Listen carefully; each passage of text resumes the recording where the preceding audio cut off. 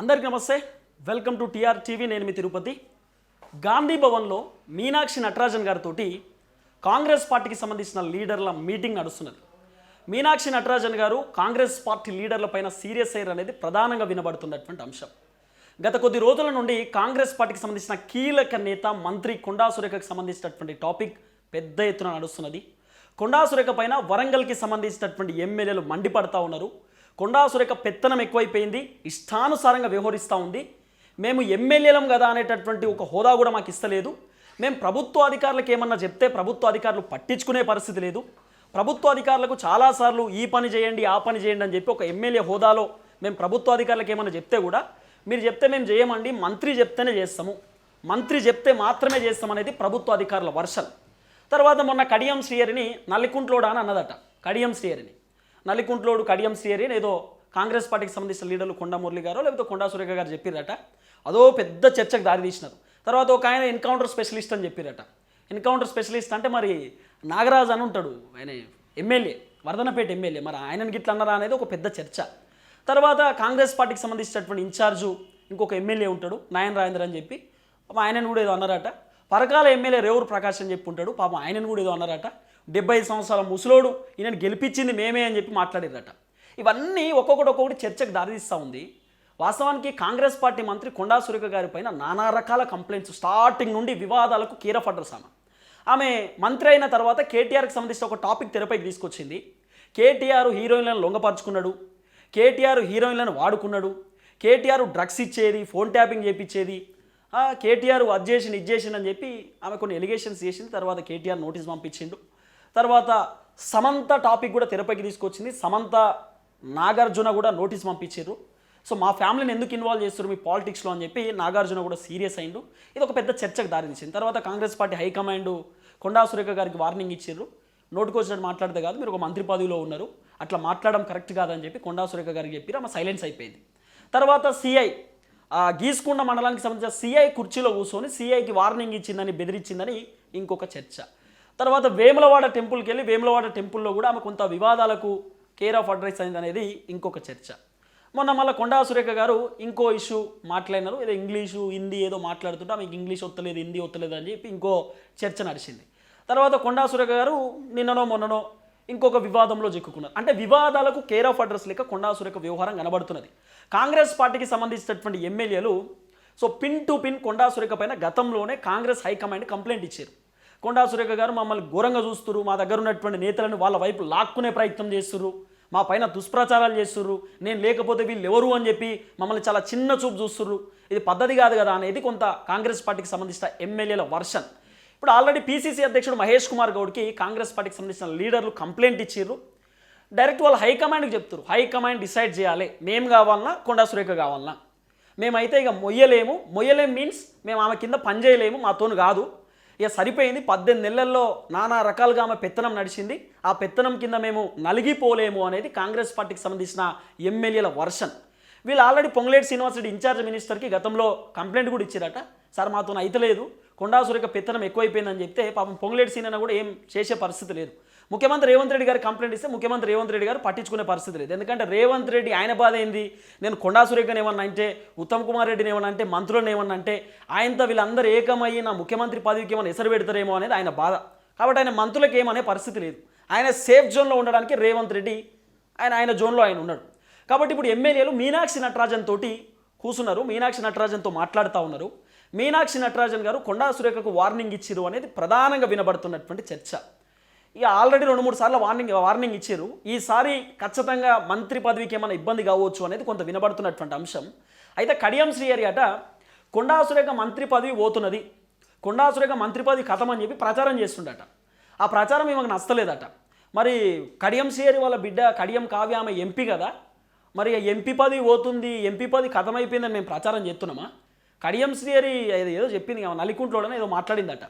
ఓ పెద్ద చర్చ, కాంగ్రెస్ లీడర్లు అందరూ ఏకమయ్యారు. కడియం శ్రీహరి వాళ్ళ ఇంట్లో, నాయన్ రాజేంద్ర రెడ్డి వాళ్ళ ఇంట్లో మొత్తం కాంగ్రెస్ పార్టీ ఎమ్మెల్యేలు అందరూ ఒక్కొక్కడికి అయ్యి ఓ పెద్ద మీటింగ్ పెట్టారు. కొండా సురేఖ మాకు వద్దు, ఆమె మంత్రి పదవి పోవాల్సిందే, ఒక సీనియర్ లీడర్ ఇట్లా మాట్లాడతారా, ఇది పద్ధతి కాదు కదా అని చెప్పి వాళ్ళ వర్షన్. ఏది ఏమైనా మీనాక్షి నటరాజన్ గారితో చర్చ పెడుతున్నారు. మీనాక్షి నటరాజన్ గారు గతంలోనే కాంగ్రెస్ పార్టీ ఎమ్మెల్సీ తీన్మార్ మల్లన్న గారిని తీసిపడేసినారు. తీన్మార్ మల్లన్న గారు కూడా కులగణనకు సంబంధించినటువంటి రిపోర్టు ఆయన తగలబెట్టిండు లైవ్లో. తర్వాత కాంగ్రెస్ ప్రభుత్వాన్ని విమర్శించడం, కాంగ్రెస్ ప్రభుత్వాన్ని తిట్టడం, రేవంత్ రెడ్డిని విమర్శించడం, కాంగ్రెస్ పార్టీ ఎమ్మెల్యేలు, ఎంపీలు, మంత్రులు, ఎమ్మెల్సీలను పట్టుకొని విమర్శించడం, కొంత కాంగ్రెస్లో ఉన్నటువంటి లీడర్లకు నచ్చలేదు, రెడ్డిలను టార్గెట్ చేస్తుండని చెప్పి ఉత్తమ్ కుమార్ రెడ్డి, తర్వాత పొంగులేటి శ్రీనివాస్ రెడ్డి, తర్వాత కోమటిరెడ్డి వెంకటరెడ్డి కంప్లైంట్లు ఇచ్చారు. ఇచ్చినటువంటి నేపథ్యంలో తీన్మార్ మల్లన్నకు సోకాస్ నోటీస్ ఇచ్చారు, తర్వాత సస్పెండ్ చేసేసినారు. సో కొండా సురేఖకి ఈసారి సోకాస్ నోటీస్ రాబోతుంది అనేది ఒక పెద్ద చర్చ. ఎందుకంటే కొండా సురేఖ గారికి చాలాసార్లు వార్నింగ్ ఇచ్చారు, కొండా సురేఖకు నచ్చజెప్పారు, ఆమె వింటలేదు, ఒంటెత్తి పోకల్లో అట్లనే పోతా ఉంది, ఇష్టానుసారంగా వ్యవహరిస్తుంది. కాబట్టి ఈసారి సోకాస్ నోటీస్ ఇవ్వచ్చు అనేది ఒక అంశం. రెండోది, కొండా మురళి గారు మాట్లాడినారు. వాస్తవానికి కొండా మురళి గారు రాజకీయాలలో అంత యాక్టివ్గా లేడు, ఆయన అంత సపరేట్ జోన్ ఉంటుంది.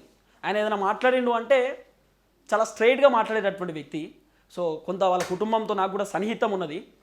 కాబట్టి కొండా మురళి గారు బయటకు వచ్చినందుకు ఒక మిషాయిల్ లెక్కనే ఉంటుంది ఆయన మాటలు, ఆయన తూటాలు, ఆయన చేసేటటువంటి ఆ విమర్శలు కూడా.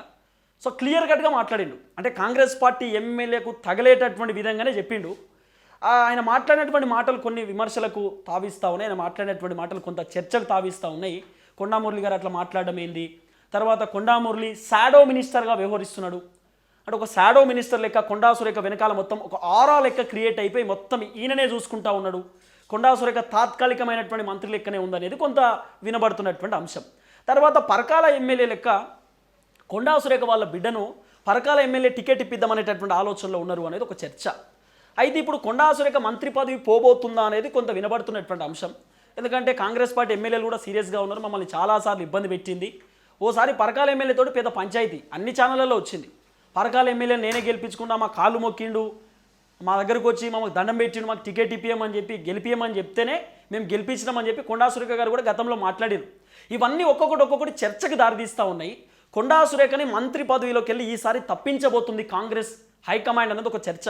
కొండా సురేఖని మంత్రి పదవిలోకి వెళ్ళి తీసేసి విజయశాంతికి ఇవ్వబోతున్నారు ఆ మంత్రి పదవి అనేది ఇంకో చర్చ నడుస్తుంది. ఎందుకంటే కొండా సురేఖ బీసీ, విజయశాంతి కూడా బీసీ, విజయశాంతి హైకమాండ్తో టచ్లో ఉంది, విజయశాంతి ఈ మధ్యకాలంలో కొంత యాక్టివ్ పాలిటిక్స్ చేస్తూ ఉంది. సో బీఆర్ఎస్ కూడా పొట్టు విమర్శిస్తూ ఉంది, తిడుతూ ఉంది. సో బీఆర్ఎస్ని టార్గెట్ చేస్తూ మాట్లాడుతూ ఉంది. కాబట్టి విజయశాంతికి మొన్న ఎమ్మెల్సీ అంటే ఎమ్మెల్యే కోటాలో ఎమ్మెల్సీ టికెట్ కూడా రేవంత్ రెడ్డి చెప్తేనో మంత్రులు చెప్తేనో ఇయలే, డైరెక్ట్ విజయశాంతి కేసీ వేణుగోపాల్, మల్లికార్జున ఖర్గే, రాహుల్ గాంధీ వాళ్ళతోనే మాట్లాడుకుని డైరెక్ట్ ఆమె ఎమ్మెల్సీ టికెట్ తెచ్చుకున్నటువంటి నేపథ్యంలో సో విజయశాంతికి మంత్రిగా చోటు దక్కబోతుందనేది ఒక చర్చ. కానీ ఇప్పుడు మంత్రి పదవులు 3 ఖాళీగా ఉన్నాయి. ఈ 3 మంత్రి పదవులలో ఆల్రెడీ వాకాటి శ్రీహరికి ఇచ్చారు, వివేక్ వెంకటస్వామికి ఇచ్చారు, అడ్లూరి లక్ష్మణ్కి ఇచ్చారు.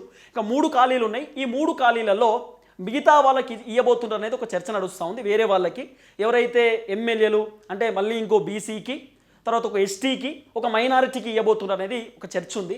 ఇక్కడ బీసీ ఇప్పుడు విజయశాంతి కాబట్టి కొండా సురేఖ పర్ఫార్మెన్స్ బాగాలేదని చెప్పి కొండా సురేఖను తీసేసి విజయశాంతిని పెట్టబోతున్నారు అనేది ఒక చర్చ. రెండవది కోమటిరెడ్డి వెంకటరెడ్డిని మంత్రి పదవిలోకి వెళ్ళి తీసేసి కోమటిరెడ్డి రాజగోపాల్ రెడ్డిని మంత్రి పదవిలోకి తీసుకోబోతున్నారు అనేది రెండో చర్చ. ఎందుకంటే కోమటిరెడ్డి వెంకటరెడ్డి ఆయన కూడా పర్ఫార్మెన్స్ బాగానే ఉంటుంది, సీనియర్ లీడర్, కానీ ఇద్దరు అన్నదమ్ములకు ఇయ్యరు కదా. కాబట్టి కోమటిరెడ్డి వెంకటరెడ్డిని తీసేసి రాజగోపాల్ రెడ్డికి మంత్రి పదవి ఇద్దామనేటటువంటి ఆలోచనలు హైకమాండ్ ఉందట. తర్వాత జూపల్లి కృష్ణారావు గారిని కూడా టచ్ చేస్తూ ఉంది కాంగ్రెస్ గవర్నమెంట్. మరి ఉంచుదామా తీసేద్దామా అనేటటువంటి ఒక ఆలోచనలో ఉన్నారు. వ్యవసాయ శాఖ మంత్రి తుమ్మల నాగేశ్వరరావు గారు నేనే వెళ్ళిపోతా అని చెప్తుంది. ఈ వ్యవసాయ శాఖ మంత్రి వద్దు, ఈ రైతు బంధు రాదు, రుణమాఫీ రాదు, ఈ కథ రాదు, జనాలు తిడుతుర్రు, రేపటి రోజు మా కొడుకు ఎమ్మెల్యేగా పోటీ చేస్తే ఓట్లెత్తరా ఏరా అనేటటువంటి ఒక బాధ ఆయనకు పట్టుకున్నది. కాబట్టి ఆయన కొంత డైనమాలో ఉన్నాడు అనేది ఒక చర్చ నడుస్తూ ఉంది. మొత్తానికి కొండా సురేఖని మంత్రి పదవిలోకి వెళ్ళి తప్పియబోతుంది కాంగ్రెస్ గవర్నమెంట్ అనేది కాంగ్రెస్ పార్టీ లీడర్లు కూడా మాట్లాడుతూ ఉన్నారు. కడియం శ్రీహరి కూడా చెప్తుండట. కడియం శ్రీహరి చెప్తున్నట్టే మరి ఆయనకి ఏ ఇన్ఫర్మేషన్ రాంది ఆయన ప్రచారం చేయడు కదా, చెప్పడు కదా. తర్వాత కడియం శ్రీహరి పొంగులేటి శ్రీనివాసరెడ్డికి, రేవంత్ రెడ్డికి, కోమటిరెడ్డికి నా పైన సాడీలు చెప్తుండని చెప్పి కొండా సురేఖ గారు. ఇది ఎట్లుందంటే స్కూల్లో మన ఫస్ట్ క్లాసు సెకండ్ క్లాసు పిల్లలు ఒకళ్ళ మీద ఒకళ్ళు సాడీలు చెప్పుకుంటారు కదా, ఇప్పుడు కాంగ్రెస్లో కూడా గదే కథ. మళ్ళీ కాంగ్రెస్లో వర్గపోరు ఉంటుంది. కోమటిరెడ్డిది ఒక వర్గం, రాజగోపాల్ రెడ్డిది ఒక వర్గం, పొంగులేడిది ఒక వర్గం, వీళ్ళొక సపరేట్ జోను, వీళ్ళొక బ్యాచ్ ఉంటుంది. మళ్ళీ ఆ 10 మంది ఎమ్మెల్యేలు, ఈ 10 మంది ఎమ్మెల్యేలు అని చెప్పి వీళ్ళొక సపరేట్ బ్యాచెస్ ఉంటాయి. సో కాంగ్రెస్ ఇదే, వాళ్ళ వ్యవహారం అంత ఇదే. ఎన్నిసార్లు చెప్పినా వాళ్ళకి ఇట్లనే ఉంటారు. సీనియర్లు జూనియర్లు అనేటటువంటి విభేదాలు కూడా కాంగ్రెస్లో ఉంటాయి. ఇది ఇప్పటి నుండి కాదు కదా, ఎప్పటి నుండో ఉన్నటువంటి పంచాయతీ వాళ్ళది. సరే ఏది ఏమైనా కొండా సురేఖ గారి పైన మీనాక్షి నటరాజన్ గారు సీరియస్గా ఉన్నారు. కాంగ్రెస్ పార్టీ ఎమ్మెల్యేలు కంప్లైంట్ ఇచ్చారు. సో ఈ కంప్లైంట్ని బేస్ చేసుకొని కొండా సురేఖని మంత్రి పదవిలోకి వెళ్ళి తీసేయబోతున్నారు అనేది కూడా కొంత వినబడుతున్నటువంటి అంశం. చూద్దాం ఏం జరగబోతుందో.